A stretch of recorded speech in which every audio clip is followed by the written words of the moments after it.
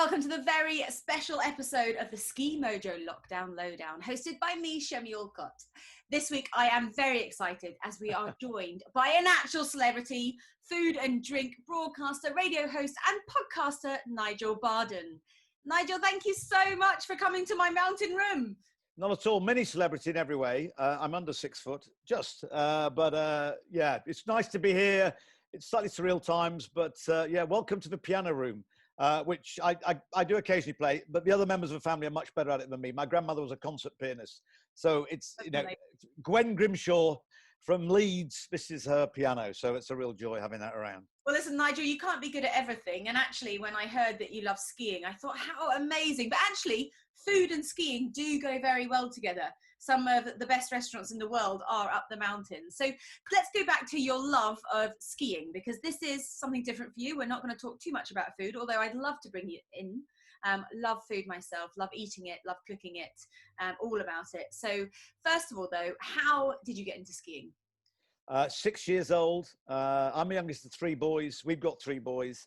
And mum and dad took us to Solden in Austria. Yeah. And I remember skiing. We had those like Norwegian jumpers, the really thick ones, and scarves on.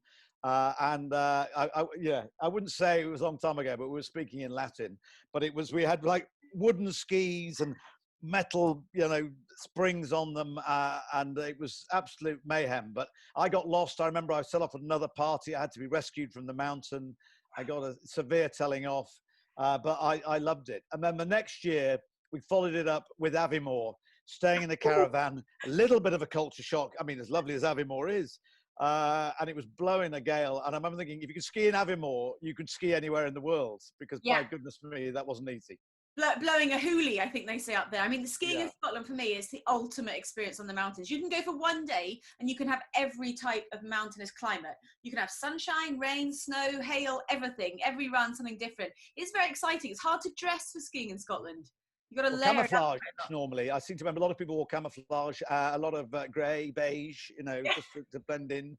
And I do remember at once I was mid-air at one stage, couldn't quite understand why, and my skis had caught the top of a barbed wire fence, and I just jettisoned straight out. And I mean, I remember thinking, wow. And I've since skied Glenshee, and one of them used to go up there, and I realised that actually they use buckets for taking stone out during the summer in the quarry, and in winter they put a seat on them, and you go up Singleton up to the top. Is that how you? And then I skied there, and then I started playing. I always played a lot of sport, but rugby and what have you. And I didn't ski again until I was 20. From about 9 or 10. Yeah, amazing. I know, I absolutely loved it, but it was just, I don't know, life got in the way, or so. Certainly a lot of rugby knee injuries and operations got in the way. And I've now had 6 on my right knee. So I've got no cruciate. For a long time, I thought I'd had a cruciate repair, but it failed. But it's amazing how your body copes. And then I've had medial and lateral repairs. Obviously, all the cartilages went years ago. But now you'll laugh at this. There's a brilliant orthopedic surgeon called David Houlihan Byrne, and I go skiing with him. I take my own surgeon with him, with me, and he's just great. And he's invested in a robotic arm, and he's a brilliant. He and Andy Williams, who was his mentor, who I've known for years, because I have another life as a rugby commentator. And Andy used to look after all the Wasp players. So he's done Danny Cipriani, Lawrence Delalio, both the Vinipola brothers. Between Andy and David Houlihan Byrne, they've done them all. Me, obviously, the great rugby players, Nigel Barden, but and I go with him. And now they've invested in this robotic arm. And I said, but isn't that, doesn't it really feel like you've got a robot doing all the work instead of you? Isn't it quite emasculating? And he said, well, no, because as good as I am, the robot is just brilliant. And these sportsmen, men and women, within moments, they're up and walking. And that's the key. So they haven't got muscle wastage. But yeah, if I think back to all of my surgeries, I think if I'd gone in, there would have been a robot there ready to perform the surgery. I would have completely freaked out. But I do think that's where medicine is going. Yeah, I think we're getting so high tech with engineering. I mean, this is all about the Ski Mojo, so it really is quite synonymous, because that is a super high kit engineered piece of kit, and we are going that way. You see these like hydraulic systems everywhere, and the brain power that they can put into robots now. I mean, to do surgery, it's phenomenal.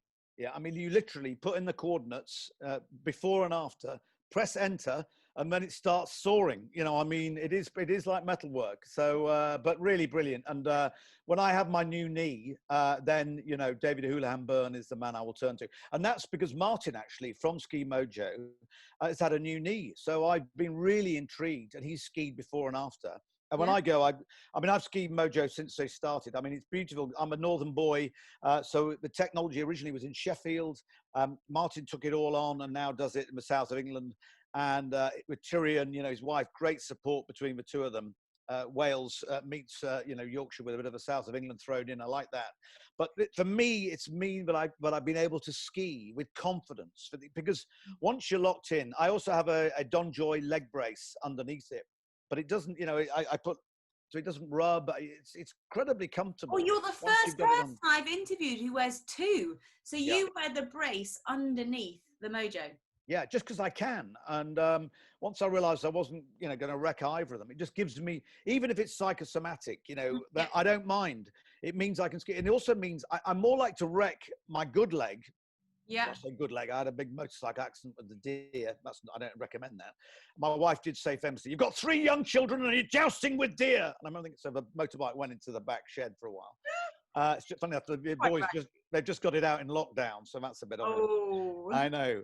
But it means that actually I'm so locked in. It's fantastic. I think that's so right, because I think a lot of people think about the physical benefits of having a support system there, but mentally the confidence you get, I think that outweighs actually the support you feel physically, because you know that you're doing something, you're putting your body in a safest environment that you can in a dangerous sport. I mean, there's no kind of second guessing it. Skiing is dangerous. You're out in the mountains. You should be pushing your limit. I mean, you and I, we've had all these injuries. You don't want to live within yourself. You don't want to live in your comfort zone. That's a very negative mindset to get into. You want to have that growth to always go out there in sport and in life to be better.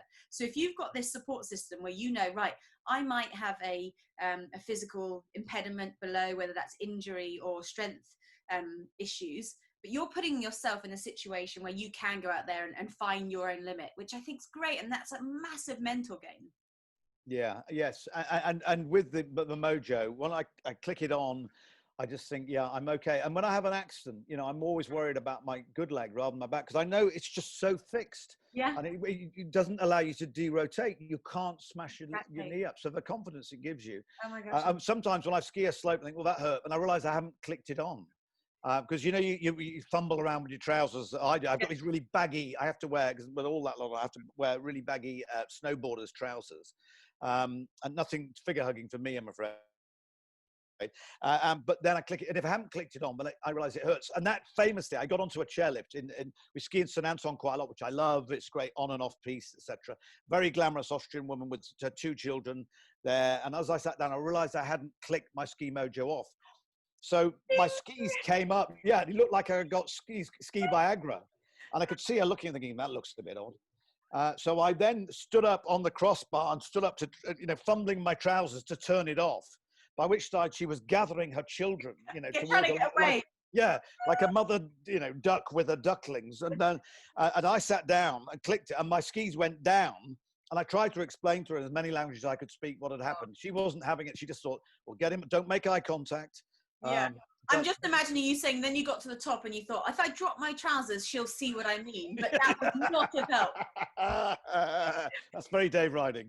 But Nigel, I think it might be worth you trying to explore wearing the Mojo on top then. So I wear the Mojo on top of my trousers. I've got a pair of black trousers, I wear it on top.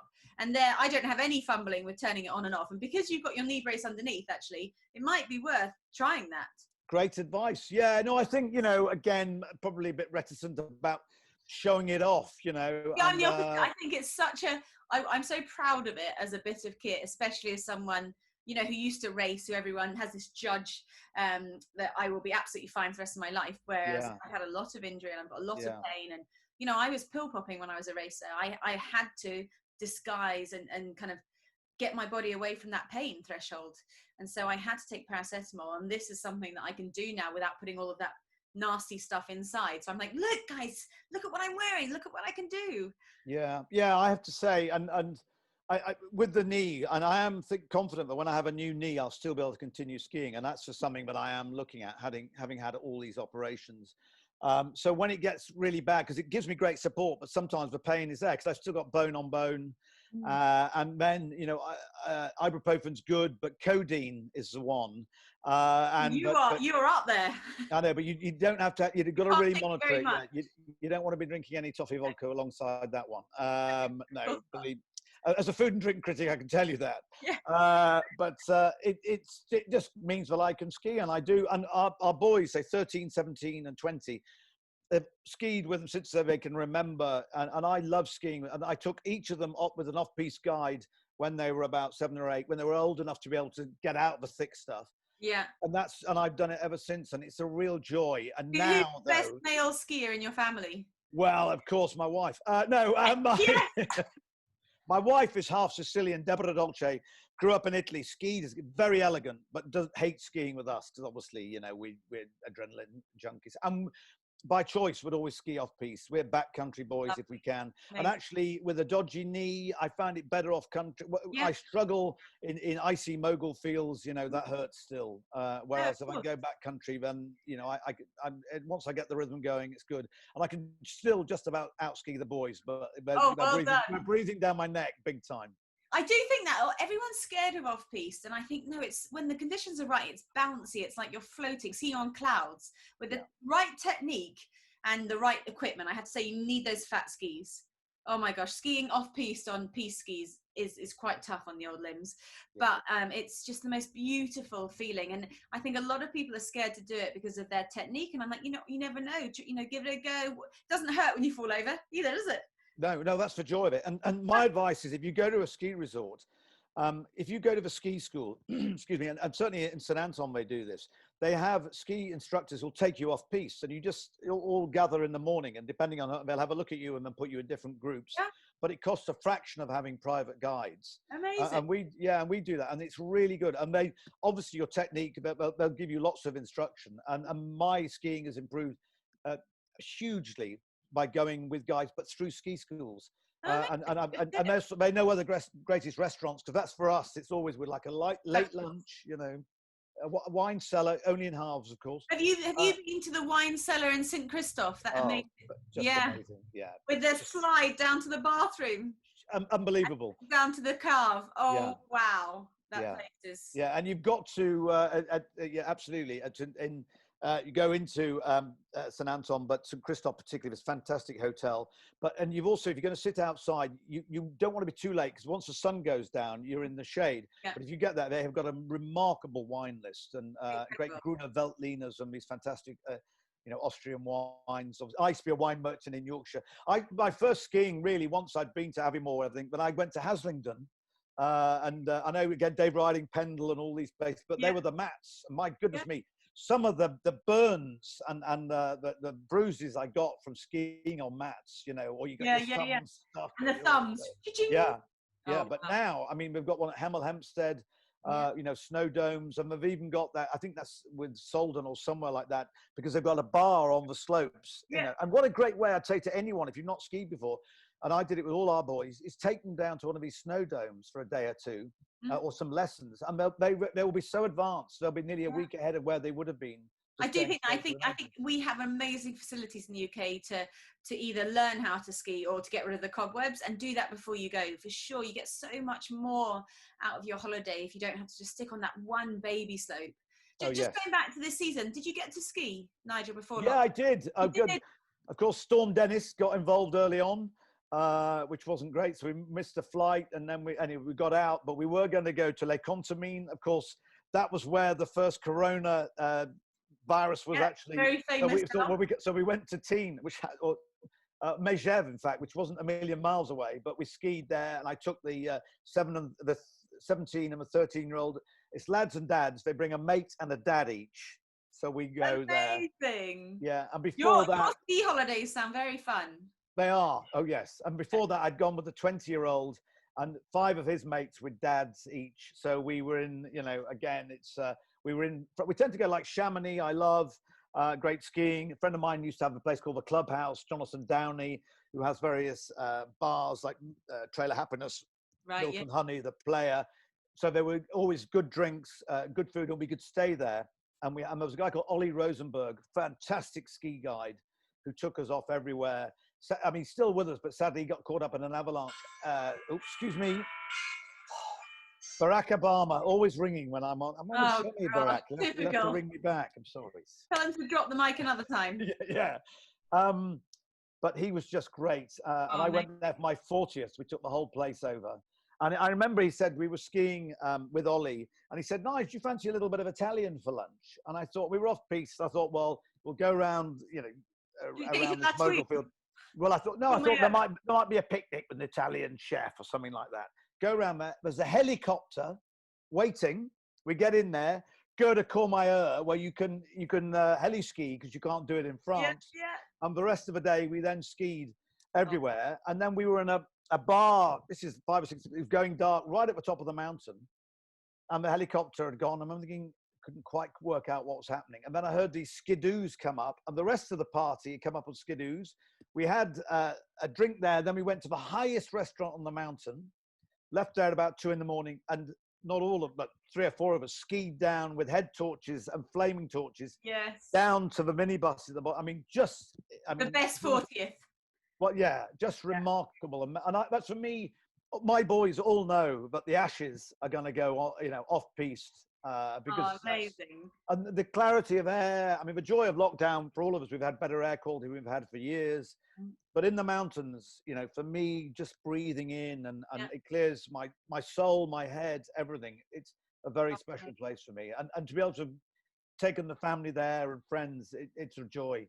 You must have had quite a big fear then with your knees that you might not be able to ski again. So having that trust in the Ski Mojo, because I can feel your passion even radiating through my screen there. But when you get injured, there is that is this big part of my life being taken away from me? Yeah, for sure. And I say when Martin, basically, one of the main players, the man who's taken Ski Mojo to where it is, when I knew he got a new knee and we talked about it, that gave me huge confidence as well. Because I thought my biggest worry of putting it off was that I wouldn't be able to ski afterwards. He said, no, with the Mojo, you're out there. And again, it just gives you that support, mental and physical confidence.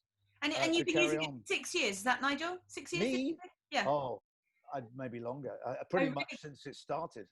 Amazing. Did you notice, if you think back to your first time you used it, did you have to adapt your technique straight away, or did it just everything feel easier? It just felt easier. Yeah, once that you've got that, it's that amazing, when you turn it on and you just feel, it's a bit like Iron Man. Yeah, absolutely. My uncle was a ballroom dancer, and he died, Uncle Harry, and professional ballroom dancer. And when he died, he gave me, it was in his will that I got one of his dance DJs. And it's got these lovely braces up the back, like a flamenco dancer. And when you pull it on, it just pulls you up. Yeah. And and that's exactly the same when I click my Mojo on. I just feel, here we go. And I can just feel it, the confidence it gives me. And also it's giving 30-40% of your expended energy back. Yeah. And that's the joy of it. But and the real key is always get it fitted professionally. You could do it yourself, but because of the weight and just make it and your experience, I wanted someone to make sure that because I think they still do the silver and gold for 2 different elements depending on your quality of skiing, but also your weight. And I'm not particularly heavy, but I want it to be, but I ski hard, and I've always had that done. And I've had different versions of it. So originally it was a ball and socket joint that they had, but then they've moved on now to a similar fitting, but they've updated it even better. But I've always had it professionally done. Yeah, by I think guys. you're right. And it's very individual. Like you can choose. So I don't need much assistance, but I need an assistance in a very specific way. So he's put the hydraulic spring on such a setting that it doesn't take too much to get me forward. It just stops me creeping back in the turn. Yeah. So it really, really is specific to your needs as well. And, people use it for pain management, but it's also great for performance. It does help that hip come forward so that you can kind of neutralize your level over the skis to then start rolling on the new ski, which a lot of people don't realize as well. Yeah, I think that's a very good point, because for me, it's always about getting the weight forward over the front of the skis. And I've got some Salomon foam-filled racing boots that are, again, like pulling slippers on. It's great. I was so lucky because once I got them, injected to fit around my feet, all I do is tighten them up as the day goes on. I start quite loose, and then with the changing of the snow, quality. I just tighten them up. And Yeah. again, that gives me confidence. But the boots are really good, and the clip in from the back of a Ski Mojo works really well. And again, off-piste, because they've got these new skis, you'll know more about them, but I think they're Kevlar or something, but they're really light. Yeah. So the big fat ones, you put those on, it's incredible. Yeah. Talk to me about off-piste and the Ski Mojo, because I haven't actually gone in that direction with many of our clients who I've interviewed, because everyone is mostly a piste skier. But what I find is that it opens up the whole mountain to you. For me, moguls are my nemesis. I love off-piste. I love on-piste. I even like that slushy spring snow if you've got the right skis. But I hate moguls. That's my thing. It hurts my body. And that's where I use it. So tell me, how do you find it gets the best out of your skiing when you're going off-piste and deep powder? Well, again, because I don't really think about it once I turn it on. You know, I don't. That's it. I'm you know, apart from having confidence to do anything, but I just go off and ski exactly as I remember doing pre that. But I've become a much better skier, ironically, since I've had the Mojo. Oh, really? Have your sons commented on that, and your wife? Do they say you ski better now? Yeah, I think that the confidence there. I mean, like all these things, you know, it's for stamina. You know, you've got to make sure that you know you've got, but you can still ski all day. You know, with young bucks that my lads are. You know, but certainly as far as the technique, and actually, because I can't get my legs close together because I've got all this apparatus. One of my legs is quite bowed. It actually means, because you remember, in the Alpine days, everyone had if you get to Switzerland or somewhere, they'd all ski as though their knees were actually Velcroed together. The old school, we call it the daddy technique, Yeah, well now, but then they said, no, actually, you should be more dynamic, have your legs spread a bit more. So I ski like that naturally. Oh, perfect. Yeah, and obviously I adapt my technique somewhat when I try and spread my weight when I'm off piste and finish the turns as I do. But I've had so much joy doing that last year. And again, with the Mojo, once it's on and up and running, I don't really think about it. The only times I notice it is if I ever forget to click it on when I go, you know, at the top of a run, and I come back and think, oh, that was hard work. And I realize it's not that, and it's just that lovely confidence, but he does throw your weight forward. I'll tell you a great story, but I'm such a Yorkshireman, but I bought a second-hand pair of Dina Fit racing boots years ago. They weighed a stone between them, you know, and I was nothing like a skier, that's good enough. And I'd skied with them for years, but my biggest problem was getting my weight forward. And when eventually one of them split and I changed them for Salomons, the guy said, great boots, marvelous. Said, but they weigh a lot. I said, you do know they're a size too big for you, a whole size too big. No wonder I couldn't get. And then when I got these other ones fitted, wishy-washy. Yeah, and go to somewhere like Snow and Rock at the end of a season, because they do really good deals, and get a great pair of boots. So many people buy online and they do buy too big. Yeah. And actually, almost you want your boots to be slightly too small when you first get them, because that padding, especially if it's foam fitting and it's heating and moldable, it will press and compress. Yeah. That is, I mean, people hate it at the beginning. I always say that to people, and they come and they do a first few days and they're like, my feet hurt. And I'm like, yeah, but just to hold it, stay with it. And then it's like, oh, actually, when my brain tells my foot to roll now, it's rolling, as opposed to that kind of hesitation when you've got too much space in your boot. So really good one. Yeah, and what about? I skied for 10 years in those boots. I mean, that's pathetic. I mean, that is such a northern thing, you know. What about value for money, Nigel? Now, obviously, ski industry, everything is quite expensive. But for me, you're investing in something that means you get to stay on the mountain and ski harder for longer. So it's a no-brainer, especially with how much lift passes cost now. Yeah, well, you couldn't, without a Mojo, I couldn't ski, you know, and I don't think I could. And for me, it's just the best money I've ever spent, because it's allowed me. Even anything you bought in the kitchen, it's still the best. Or even the fine clarets. It's one of the great, because it means, you know, I'll ski 2 or 3 times a year. I don't ski for, I normally go for 3 or 4, maybe 5 days, because that's about as much. My knee still swells up. Nothing to do with the Mojo. It's giving me support, but it's still saying, you know, it's a knee that needs fixing, which I know it does. But it allows me to go 3 or 4 times in the year, and in all ski conditions. So it's been great value. And the surgeons I mention it to, and they've all tried it and they look into it and they recommend it to clients, because it means, well, and people say, oh, I can't ski anymore. Try this. And also, if you've not got an injury, but say you're getting on and then gives you that, it makes skiing easier because it gives you, say, 30-40% of your expended energy back. So at the end of the day, when you're tired, when you would normally, that's when you get injured, it's actually giving you a bit more. You don't need to turn it on until you need it. But when you do, it'll just get your weight forward, get you down the hill, get you into the bar, get you into the shower, and you can relax. Oh, I thought you were going to say on the table, do some après dancing. Well, Chris, here we go. Chris Evans and I, as you do, I'll just pick that one up. But obviously I've known Chris a long time, since GLR, Great London Radio Days. 1990, we first worked together with Danny Baker and Tommy Vance. Oh, I've done Danny's show, yeah. Oh, and Mad as a Stick, brilliant, brilliant. And all these great, Fee Glover was there, Gideon Coe, all of them. And we went to Zermatt,